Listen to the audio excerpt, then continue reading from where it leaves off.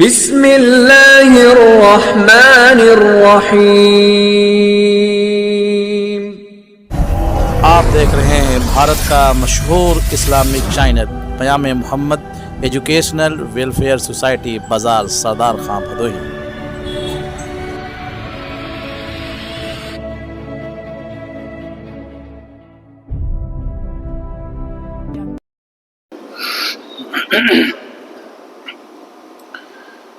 الحمد لله نحمده ونستعينه ونستغفره ونؤمن به ونتوكل عليه ونعوذ بالله من شرور أنفسنا ومن سيئات أعمالنا من يهده الله فلا مضل له ومن يضلل فلا هادي له ونشهد أن لا إله إلا الله ونشهد أن محمدا عبده ورسوله أما بعد فإن أصدق الحديث كتاب الله وخير الهدي هدي محمد صلى الله عليه وسلم وشر الأمور محدثاتها وكل محدثة بدعة وكل بدعة ضلالة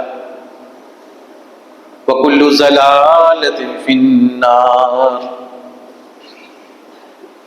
أعوذ بالله السميع العليم من الشيطان الرجيم،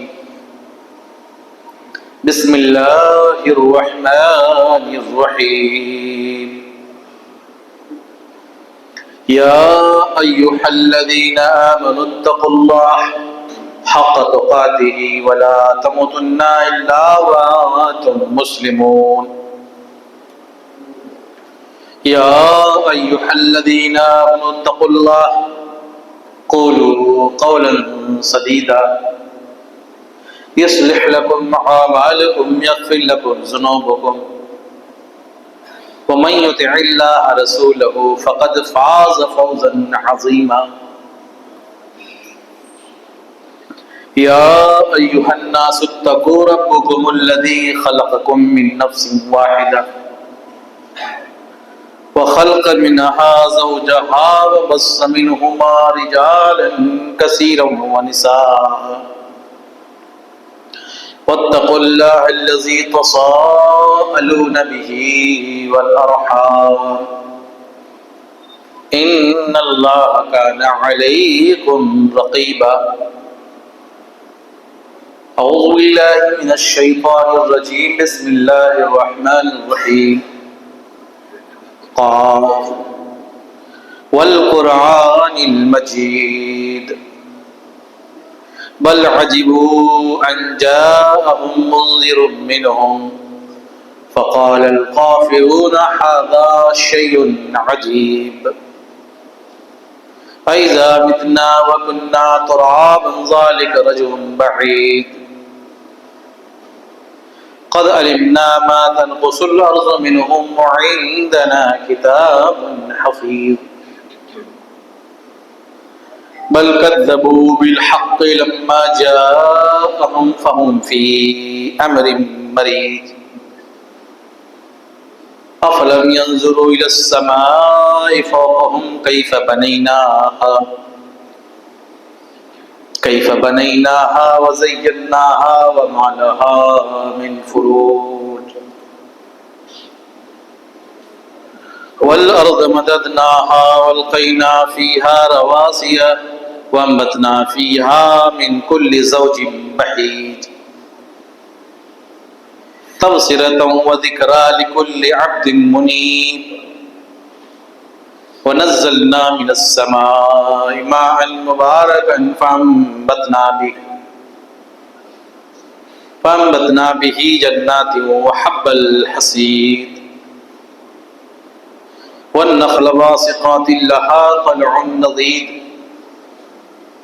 رزقا للعباد وحنا به بلدة ميتا كذلك الخروج كذبت قبلهم قوم نوح واصحاب الرس وثمود وعاد وفرعون إخوان لوط واصحاب الايكة وقوم تبع كل كذب الرسل فحق وعيد أفعينا بالخلق الأول بل هم في لبس من خلق جديد قال الله تبارك وتعالى في القرآن المجيد والفرقان الحميد أعوذ بالله من الشيطان الرجيم بسم الله الرحمن الرحيم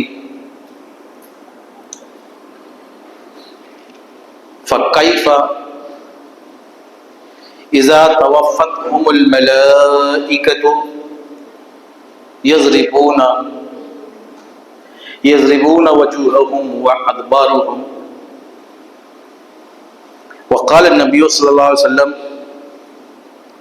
بادروا بالأعمال سبعا هل تنتظرون إلى فقرا منسيا أو غنى مطغيا أو مرضا مفسدا أو حرما مفندا أو موتا مجهزا أو الدجال فشر غائب ينتظر أو الساعة فساعة وبهاء وأمر رواه الترمذی۔ سب سے پہلے تمام قسم کی تعریفات، توصیفات، بڑائی، کبریائی، بزرگی، بہتری اور برتری، ہر طریقے کی تعریف، توصیف اور تمجید اللہ سبحانہ و تعالی کے لیے لائق و زیبا ہے، جس نے ہم تمام لوگوں کو پیدا فرمایا اور اپنی نعمتوں سے نوازا۔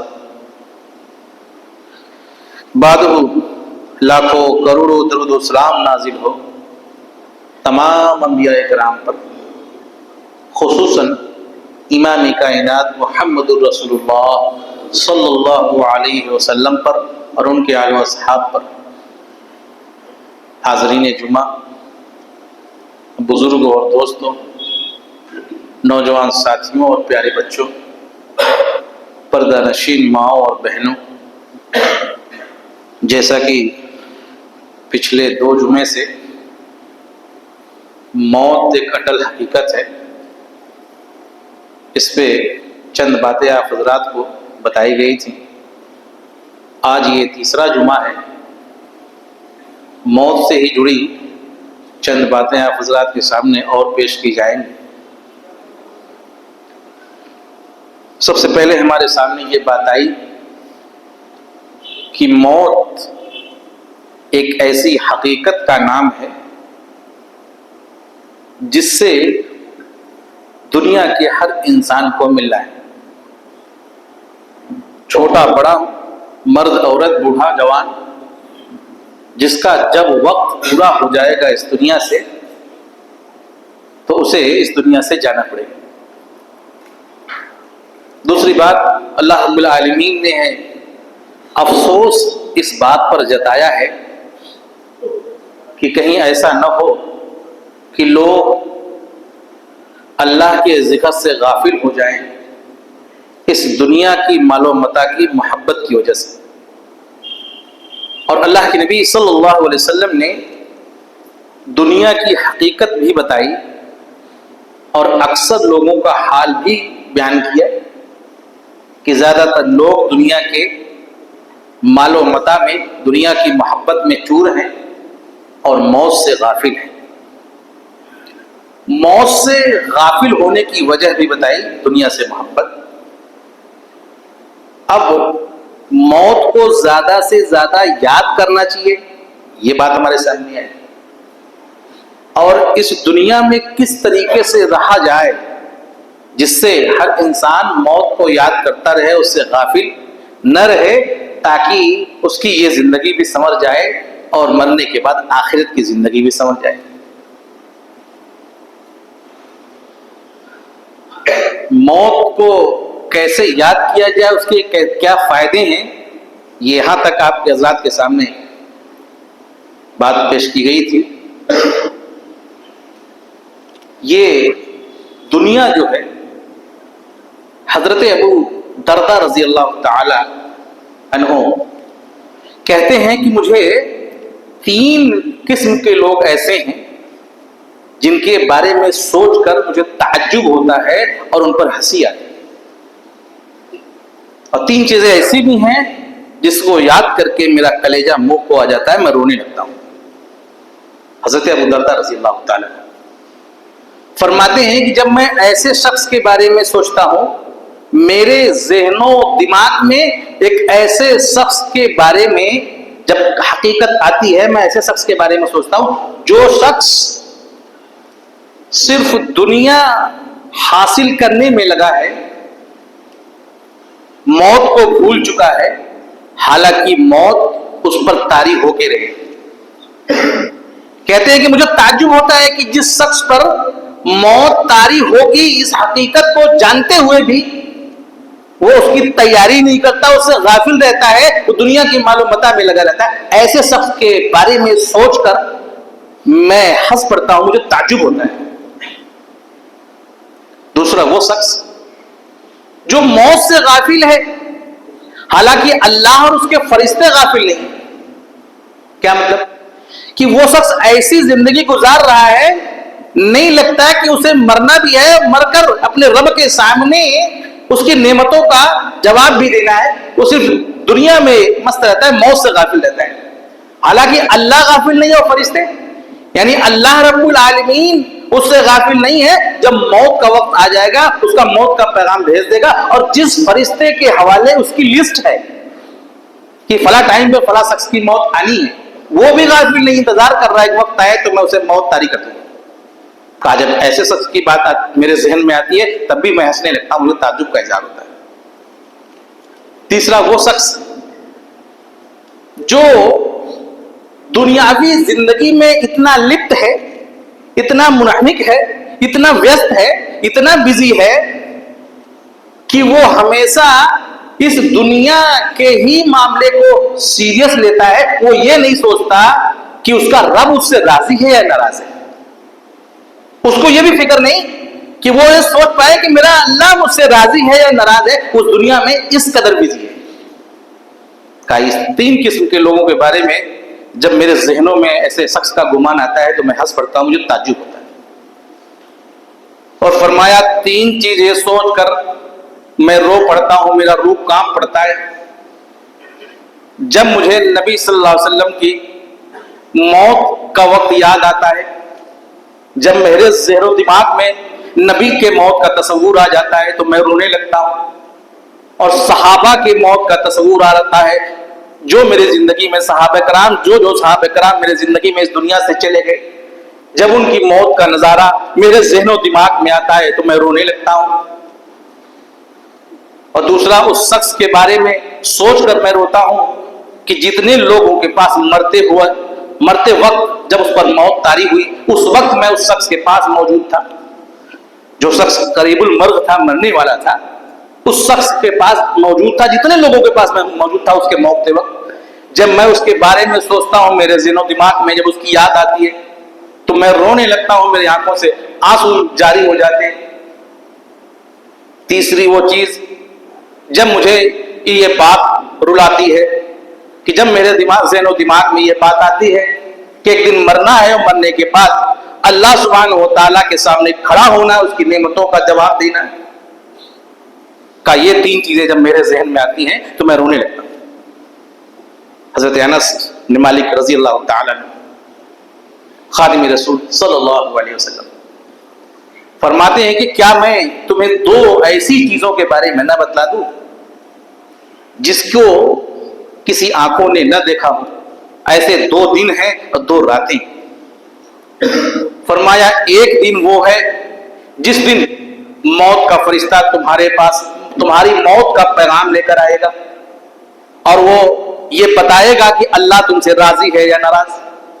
موت کا فرشتہ جب آتا ہے، آگے روایت آ رہی ہے، تو موت دینے والے شخص کو بتا دیتا ہے کہ تیرا رب تجھ سے راضی ہے یا ناراض ہے، تو جنت میں جانے والا ہے یا جہنم میں جانے والا ہے، چین و سکون کی زندگی میں رہنے والا ہے یا مصیبتوں اور قراروں کی زندگی میں رہنے والا ہے.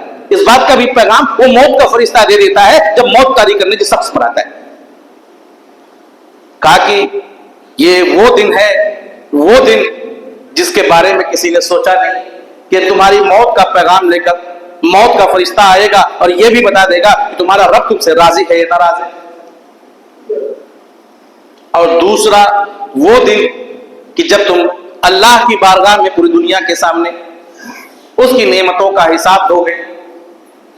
تمہارے ہاتھ، تمہارے پاؤں، تمہارا ذہن و دماغ، تمہارا جسم ہونے کے باوجود بھی تمہاری حکومت اس پہ نہیں چلے گی. اللہ سبحانہ و تعالیٰ جو چاہے گا وہی تمہارا زبان بولے گا، وہی تمہارا ہاتھ کرے گا، وہی تمہارے پیر کرے گی. یہ 2 دن اور 2 راتوں کے بارے میں بتایا. کہا ایک وہ رات ہے جس دن تم مر کے پہلی رات قبر کے اندر جاؤ گے. کبھی لوگ ہیں جو اس رات کے بارے میں سوچتے ہیں کہ مجھے مرنا ہے اور مرنے کے بعد قبر کے حالات بھی دیکھنے. اور دوسری وہ رات جب قیامت کی صبح، جس دن قیامت ہوگی صبح، اس سے پہلی رات. اس رات کے بارے میں بھی کوئی نہیں سوچتا کہ وہ رات بھی ہماری زندگی میں آنی ہے، کہ ایک دن قیامت بھی آنے والی ہوگی. اس سے پہلی رات کل قیامت آ جائے گی، پھر کیسے حالات ہوں گے. کہا یہ 2 دن اور 2 رات ہیں جن کے بارے میں لوگ نہیں سوچتے اور نہ کبھی دنیا کے اندر احساس کرتے ہیں. حضرت عبداللہ ابن عمر رضی اللہ تعالی عنہ، مفسر قرآن، آپ کے چچیرے بھائی، فرماتے ہیں وعن عبد الله بن عمر رضی اللہ تعالی عنہ قال كنت مع النبي صلى الله عليه وسلم وجاء رجل من الانصار رضي الله تعالى عنه فسلم على النبي صلى الله عليه وسلم ثم قال اي المؤمنين افضل قال احسنهم اخلاقا ثم اي المؤمنين اقيس قال اكثر للموت ذكرا اكثر للموت ذكرا واستعداد لما بعده استعدادا واحسنهم لما بعده استعدادا. رواه ابن ماجہ. اس حدیث کو امام ابن ماجہ رحمۃ اللہ علیہ نے روایت کیا ہے. اس حدیث کے راوی حضرت عبداللہ ابن عمر رضی اللہ تعالی عنہ فرماتے ہیں کہ کنت مع النبی صلی اللہ علیہ وسلم، میں ایک دن اللہ کے نبی صلی اللہ علیہ وسلم کے ساتھ تھا. جاء رجل من الانصاری، ایک انصاری صحابی آئے. فسلم علی النبی صلی اللہ علیہ وسلم، اللہ کے نبی صلی اللہ علیہ وسلم سے سلام کیا اور کہنے لگے، ثم قال، اور کہنے لگے، ای المؤمنین افضل، کہ کون سا مسلمان، کون سا مومن سب سے افضل ہے. قال، تو آپ صلی اللہ علیہ وسلم نے فرمایا احسنہم اخلاقا، جس کا اخلاق سب سے اچھا ہو. کہا کہ کون سا مسلمان، کون سا مومن سب سے اچھا ہے. کہا جس کا اخلاق سب سے اچھا ہو. پھر انہوں نے پوچھا ای المؤمنین اقیس، کون سا مومن سب سے زیادہ عقل مند ہے، سب سے زیادہ چلاک ہے. فقال، تو آپ صلی اللہ علیہ وسلم نے فرمایا اکثرہم للموت ذکرا، وہ مومن، وہ مسلمان سب سے زیادہ عقل مند، سب سے زیادہ چلاک ہے. اکثرہم للموت ذکرا، جو موت کو سب سے زیادہ یاد کرتا ہو. وَأَحْسَنُهُمْ لِمَا بَعْدَهُ اسْتِعْدَادًا، اور مرنے کے بعد والی زندگی کی تیاری کرتا ہو اس دنیا میں رہ کر. وہ مومن، وہ مسلمان سب سے زیادہ عقل مند ہے جو موت کو سب سے زیادہ یاد کرتا ہے اور اس دنیا میں رہ کر آنے والی زندگی کی تیاری کرتا ہے. اولئک الاقیاس، وہ سب سے زیادہ عقل مند ہے. یہ وہ موت ہے کہ جب صحابہ کرام پر طاری ہوئی تو ان کے ہوش میں اڑ گئے، رونے لگے اور یہ کہنے پر مجبور ہو گئے کہ پتہ نہیں میرے ساتھ کیا حالات ہونے والے. حضرت ابو درداء رضی اللہ تعالیٰ عنہ کی جب موت کا وقت آیا، زور زور سے آواز لگانے لگے اور کہنے لگے کہ ہے کوئی جو آج کے دن کے لیے عمل صالح کر لے، ہے کوئی جو آج کے دن کے لیے اپنی تیاری کر لے. پھر اس کے بعد رونے لگے. ان کی بیوی نے پوچھا، آپ صحابی، آپ تو صحابی رسول ہے، آپ کیوں روتے ہیں؟ فرمایا میری بیوی میں کیوں نہ روؤں جبکہ مجھے نہیں پتا کہ میں جس سفر پہ جا رہا ہوں اس سفر میں میرے ساتھ کیا ہونے والا ہے. کہیں اللہ رب العالمین میری گناہ کسی گناہ پر گرفت نہ کر لے، کہیں اللہ رب العالمین کسی گناہ پر ناراض نہ ہو اور میری پکڑ نہ کر لے. حضرت ابو ہریرہ رضی اللہ تعالیٰ عنہ بہت مشہور صحابی، ہزاروں حدیثیں وارد ہیں. فرماتے ہیں کہ جب ان کی موت کا وقت آیا تو زور زور سے رونے لگے. لوگوں نے پوچھا کہ اے ابو ہریرہ آپ کیوں رو رہے ہیں؟ آپ تو نیک صالح انسان ہیں. کہا میں دنیا کے جانے کے غم سے نہیں رو رہا ہوں، بلکہ میں اس لیے رو رہا ہوں کہ یہ جو سفر ہے موت کا سفر، اس میں خرچہ تو بہت کم ہے، سفر بہت لمبا ہے، پتہ نہیں اس سفر میں میرے ساتھ کیا سلوک کیا جائے گا. اللہ سبحانہ و تعالیٰ مجھے جنت کے اندر ڈالے گا یا جہنم کے اندر، مجھے پتہ نہیں. حضرت عطا السلمی رحمۃ اللہ علیہ ایک کبار تابعین، جب ان پر موت طاری ہوئی تو زور زور سے رونے لگے. آس پاس بیٹھے ہوئے لوگوں نے پوچھا کہ آپ کیوں روتے ہیں، آپ اس وقت کیسا احساس کر رہے ہیں؟ کہنے لگے کہ موت میرے گردن پر سوار ہے، قبر مجھے سامنے دکھائی دے رہی ہے، پل صراط کی منزل بھی مجھے پار کرنا ہے. ان تمام مراحل میں میرے ساتھ کیا سلوک کیا جائے گا؟ اس کے بعد بھی ہوش ہو گئے. جب ہوش آیا تو اللہ سبحانہ و تعالیٰ سے دعا کرنے لگی، کہا یا الہ العالمین یہ موت کا لمحہ میرے لیے آسان کر دے. اے اللہ میرے اوپر رحم فرما، اے اللہ میرے اوپر رحم فرما، یہ موت کی سختی میرے اوپر آسان کر دے، موت کا لمحہ آسان کر دے. حضرت محمد ابن المنکدر بہت ہی مشہور تابعی، جب ان کی موت کا وقت آیا تو زور زور سے آواز لگانے لگے کہ ہے کوئی جس شخص نے اس دن کے لیے تیاری کر رکھی ہو. کئی بار ایسی آواز لگانے کے بعد رونے لگے. لوگوں نے پوچھا آپ کیوں رو رہے ہیں؟ تو کہنے لگے کہ آج میرے اوپر موت طاری ہوئی ہے اور میں اس وجہ سے نہیں رو رہا ہوں کہ میں دنیا سے جانے والا ہوں یا کوئی گناہ میں نے کیا ہے. میں تو صرف یہ سوچ کر رو رہا ہوں کہ کہیں کوئی عمل ہم نے ایسا نہ کر لیا ہو جو اللہ سبحانہ و تعالیٰ کی نگاہ میں بہت بھاری عمل ہو اور میں نے اسے ہلکا عمل سمجھا ہو. اللہ اکبر. یہ جو صحابہ ہیں، یہ جو تابعین ہیں، یہ صحابہ کرام جن پر جب موت طاری ہوئی تو وہ موت کو دیکھ کر وہ بھی گھبرا گئے اور اپنے نیکیوں کو یاد کرنے لگے اور اللہ رب العالمین سے دعا کرنے لگے. یہ وہ صحابہ ہیں جن کے حقانیت کی گواہی یہ سورج دیتا ہے، جن کی صداقت کی گواہی یہ چاند دیتا ہے. اس زمین کے ذرے ذرے صحابہ کے حقانیت کی، ان کی سچائی کی، ان کی صداقت کی گواہی دیتے ہیں. زمین و آسمان گواہ ہیں. اللہ کے نبی صلی اللہ علیہ وسلم نے ان کو دنیا کے اندر جنت کی سرٹیفکیٹ دے دیا تھا، مگر پھر بھی جب موت ان پر طاری ہوئی تو ان پر بھی یہ سختی آئی تو وہ بھی کہنے لگے کہیں اللہ رب العالمین میری گرفت نہ کر لیں، میری پکڑ نہ کر لیں. میرے بھائی ذرا اپنے گریبان پر ہاتھ ڈال کر جب ہمیں دیکھنے کی اور اپنے بارے میں سوچنے کی ضرورت ہے کہ آج ہم کس راستے پر چل پڑے ہیں. آج ہمیں نہیں فکر کہ مرنا بھی ہے، مرنے کے بعد اللہ رب العالمین کی بارگاہ میں اس کی نعمتوں کا جواب بھی دینا ہے. اور ایک بدبخت انسان، ایک گناہگار انسان جو گناہ کے راستے پہ چلتے چلتے گناہوں میں ڈوب جاتا ہے، ظلم کا شکار ہو جاتا ہے، ظالم بن جاتا ہے، جب اس کی موت کا وقت آتا ہے تو دنیا میں کوئی ایسی شے نہیں ہے جو اس کی تکلیف کو برداشت کرتا ہے. فرمایا اللہ سبحانہ و تعالی نے سورہ نمبر 45 سورۃ الجاثیہ آیت نمبر 21 کے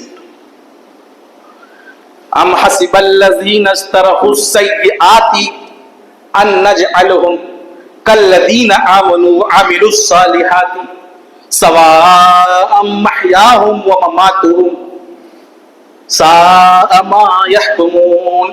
سورۃ الجاثیہ نمبر 45 آیت نمبر 21. ام حسب الذین اجترحوا السیئات، کیا ان لوگوں نے گمان کر رکھا ہے جو گناہوں میں ڈوبے ہوئے ہیں، گناہ پہ گناہ کرتے جاتے ہیں، ان نجعلہم، کیا ہم انہیں بنا دیں گے، انہیں کر دیں گے، کالذین آمنوا وعملوا الصالحات، جو ایمان لائے اور نیک عمل کرنے والے ہیں. جو ایمان لائے اور نیک عمل کرنے والے ہیں، کیا ان کے جیسا بہوار اور ان کے جیسا ایکٹ ان لوگوں کے ساتھ کیا جائے گا جو اللہ کی زمین پر گناہ کرتے ہیں؟ یعنی کیا گناہگار کو نیک لوگوں کو ہم برابر کر دیں گے؟ یعنی نہیں کر سکتے ایسا. یہ کہنے کا مطلب محیاہم ومماتہم، کیا ان کا جینا اور مرنا برابر ہو جائے گا؟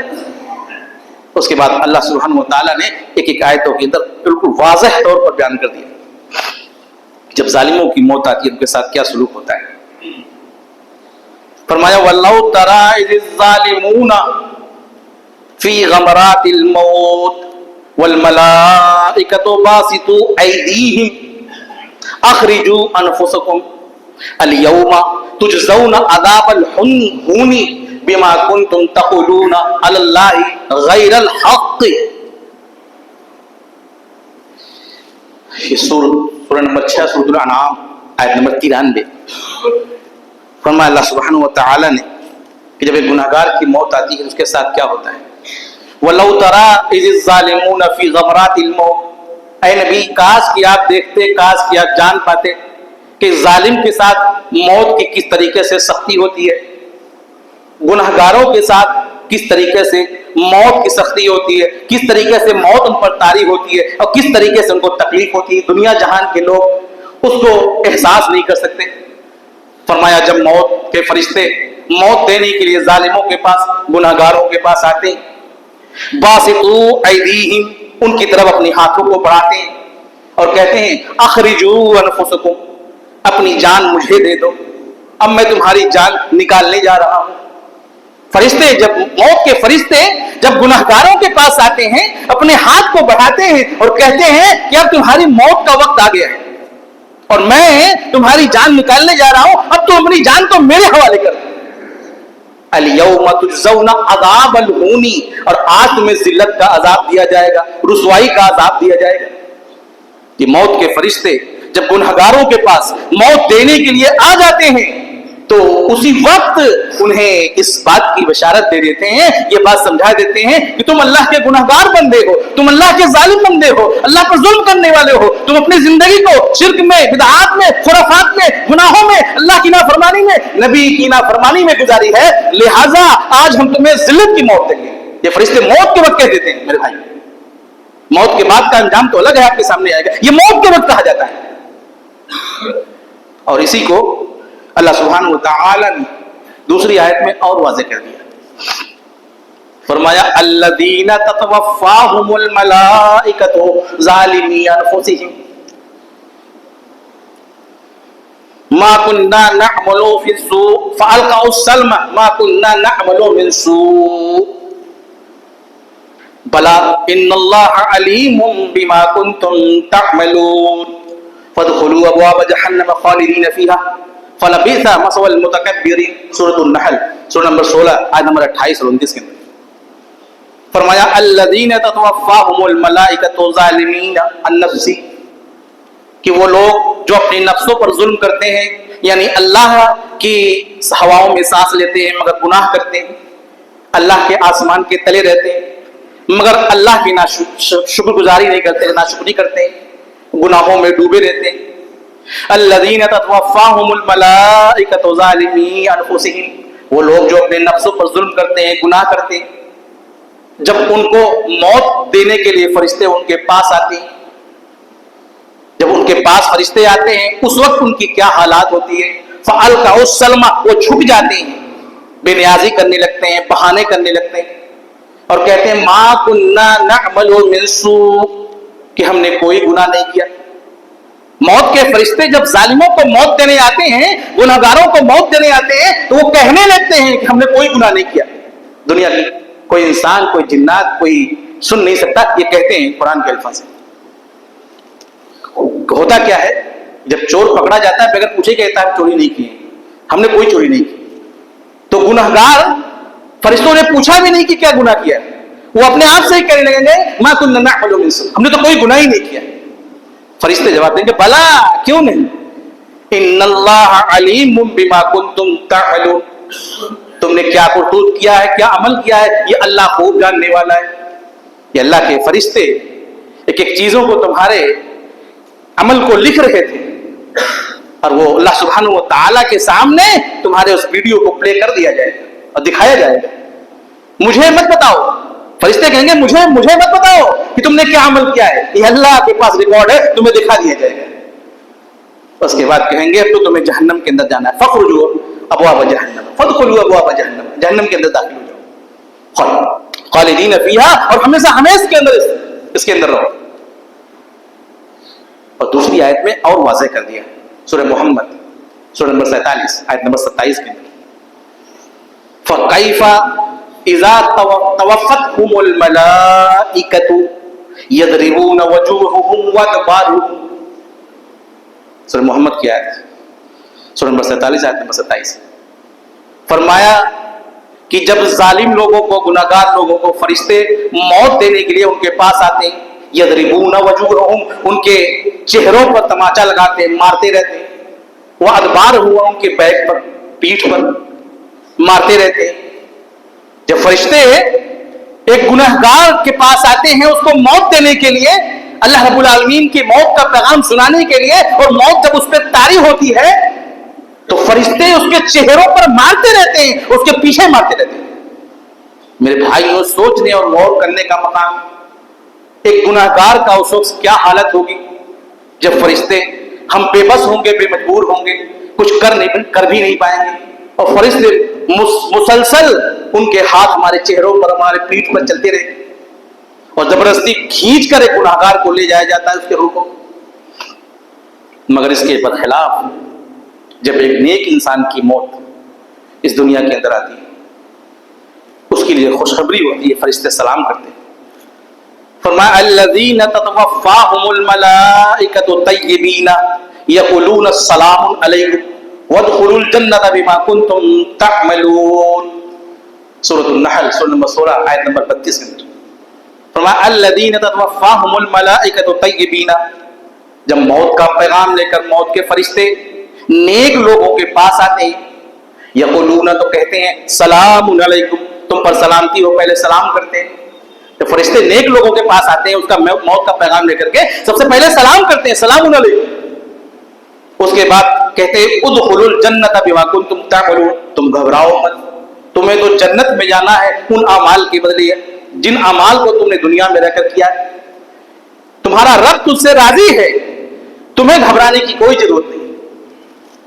ابن ماجہ کی روایت ہے، اسی کو اللہ کے نبی صلی اللہ علیہ وسلم نے بیان فرمایا. حضرت ابو ہریرہ رضی اللہ تعالیٰ عنہ فرماتے ہیں کہ جب کسی فرشتے جب کسی گناہگار کے موت کے پاس آتے ہیں، اس کی روح قبض کرنے کے لیے، اس پر موت طاری کرنے کے لیے، تو کہتے ہیں اے گناہگار، اے ناپاک روح، تو ناپاک جسم میں تھی، لہذا اس جسم سے نکل جا. اور جب وہ تیرے لیے مذمت ہے، تو قابل مذمت ہے، تیرا رب تجھ سے ناراض ہے، تو اس جسم سے نکل. اور جب وہ روح آسمان کی طرف پہنچتی ہے تو آسمان کا دروازہ بھی بند کر دیا جاتا ہے. لوگ پوچھتے ہیں یہ کون سی روح ہے؟ کہ یہ وہ ناپاک روح ہے جو ناپاک جسم میں تھی.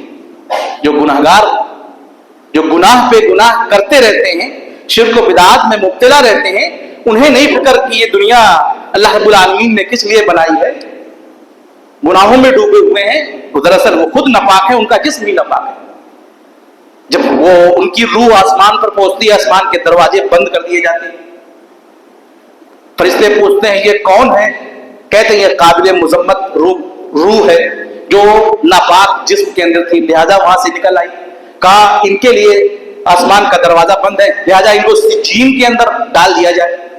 جہاں گناہگاروں کی روح رہتی ہے، اس جگہ کا نام ہے سجین. وہ اللہ سبحانہ و تعالیٰ بہتر طریقے سے جانتا ہے وہ کیا ہے، کہاں ہے.